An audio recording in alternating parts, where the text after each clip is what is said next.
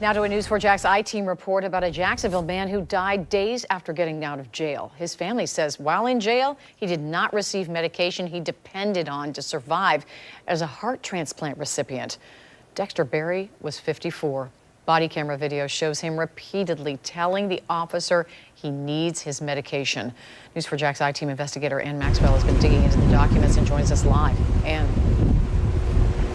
Mary, this incident, which was first reported by the Tributary, is raising questions about how the Jacksonville Sheriff's Office provides health care to inmates here at the jail. Berry's family, as well as their attorney, claim his death was the result of a systemic problem.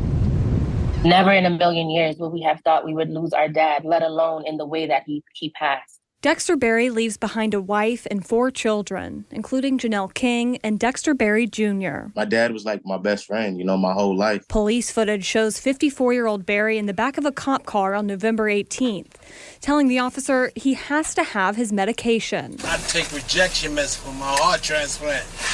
Okay. I can't miss those doses. Patients with organ transplants take daily medication to keep their bodies from rejecting the organ. According to Duval County, stopping the medication can quickly cause the body to reject the heart and result in death. My medicine costs $2,000, bro. He explains he waited more than 2 years to get the heart transplant. The officer tells him he can get his meds at the jail. If something happened to me, because my heart is going to be a problem. Well, because I waited 27 months to get that my blood type. Okay, well, just make sure you tell them.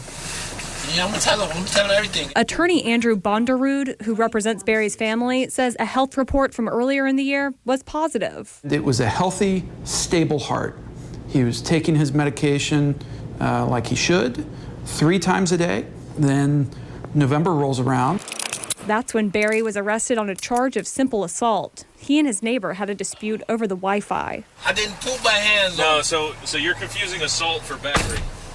Battery is physical contact. Assault is a threat by words to cause harm, causing fear. He was booked into jail and appeared before a judge the following day. The court transcript shows he told the judge he hadn't taken his medication all day.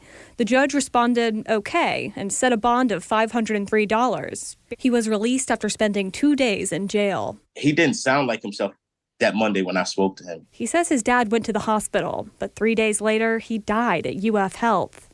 Berry's death certificate shows his heart stopped, but an autopsy was not performed. The family hired their own pathologist to conduct a report. They wrote the cause of death was cardiac arrest, but said they do not feel qualified to judge the effect of the medication being missed for a few days. Bonderud says JSO hasn't provided Berry's medical records. And the sheriff's office has stonewalled me. He's not the first, and this is why I feel like we're fighting so hard for this to get the justice it deserves, because he needs to be the last. If convicted, Berry could have faced a maximum of 60 days in jail. And again, his children are devastated. They're planning on filing a lawsuit. We received a comment from the American Board of Trial Advocates saying any suggestion the judge who saw Berry after he was arrested did anything wrong would be unfair. They note it's the jailers who have the constitutional responsibility to provide inmates with the medications they need. We also reached out to JSO. A spokesperson said they can't comment in depth on this situation because of that pending litigation. Reporting live from the South Bank, Ann Maxwell, Channel 4, the local station.